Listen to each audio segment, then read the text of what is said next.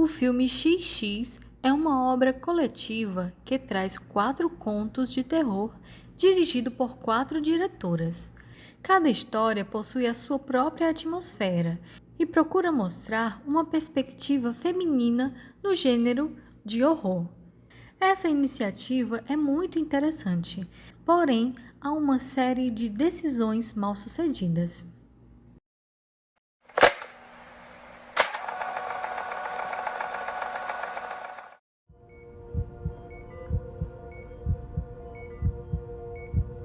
Na primeira história, A Caixa, dirigida por Javanka Vukovic, o espectador acompanha a deteriorização de uma família a partir do momento em que o filho mais novo passa a ter um comportamento estranho logo após olhar o que está dentro de uma misteriosa caixa.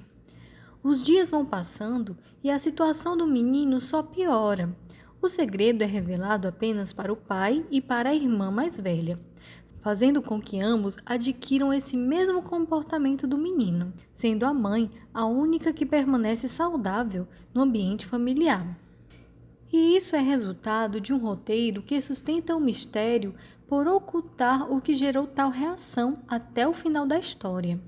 Porém, há uma divergência na composição das personagens, principalmente na da mãe. Por mais que o conto queira trazer a visão desta mulher diante do terror, tanto a concepção da personagem quanto a sua atuação causam uma impressão de indiferença em alguns momentos, forçando uma relação com as outras pessoas da família. Além disso, os personagens não convencem como uma estrutura familiar.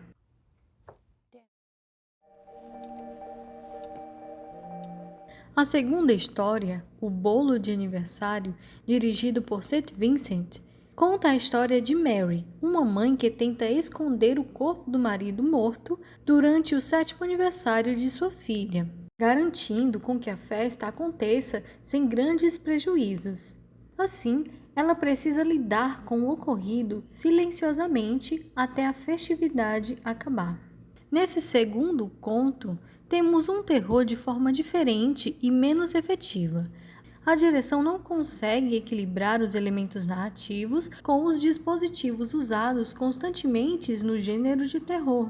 Um exemplo disso é a concepção sonora, que busca conduzir as emoções dos espectadores. O recurso é utilizado como um artifício simples para causar suspense em momentos sem qualquer tensão. A narrativa se apoia na abordagem do terror interno dessa mulher, que precisa lidar com muitas questões ao mesmo tempo.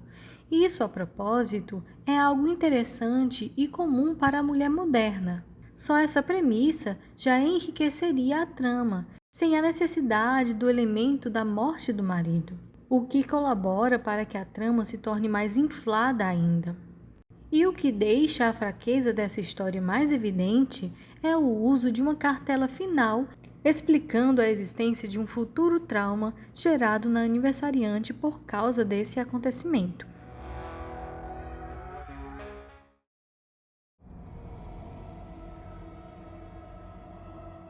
Na terceira parte da antologia, chamada Não Caia, a diretora Roxane Benjamin constrói uma história clássica que possui referências do gênero slasher.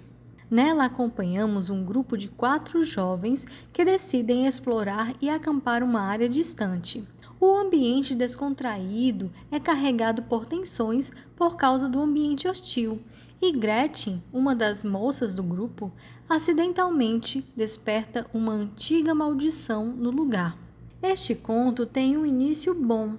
As primeiras cenas mostram a dimensão do ambiente através dos grandes planos e evidencia também os mistérios que existem no local através dos desenhos que existem nas pedras de origem desconhecida. Porém, a narrativa não consegue se desenvolver efetivamente como se espera. Para suprimir a fraca abordagem adotada na dramaturgia do filme, a diretora usa muitas vezes o som para causar tensão em momentos que não necessariamente nos levaria a essa percepção. O fato da garota virar um demônio ao ter contato com o lugar primitivo é interessante, porém descarta qualquer desenvolvimento de uma reflexão sobre o feminino ou algo do tipo, focando assim apenas na ideia de uma carnificina sem explicação.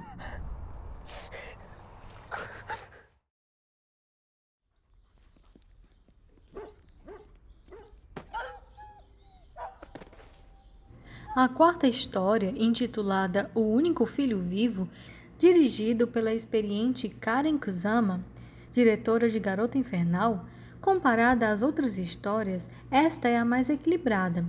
Apesar disso, não há como deixarmos de notar algumas falhas na concepção do roteiro de modo geral. Temos mais uma vez a maternidade em pauta. Porém, agora a mãe esconde do seu filho as informações sobre o seu pai.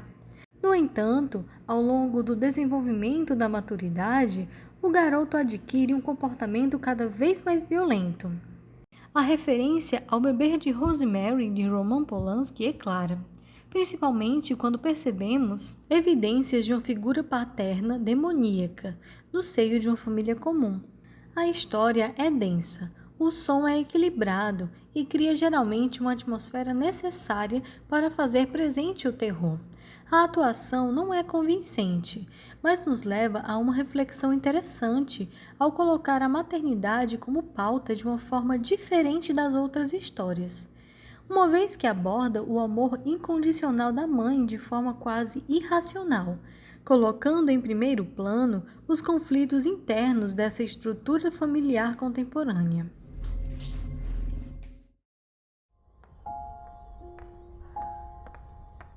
Mas não posso deixar de comentar um dos pontos positivos desse longa de 1h20.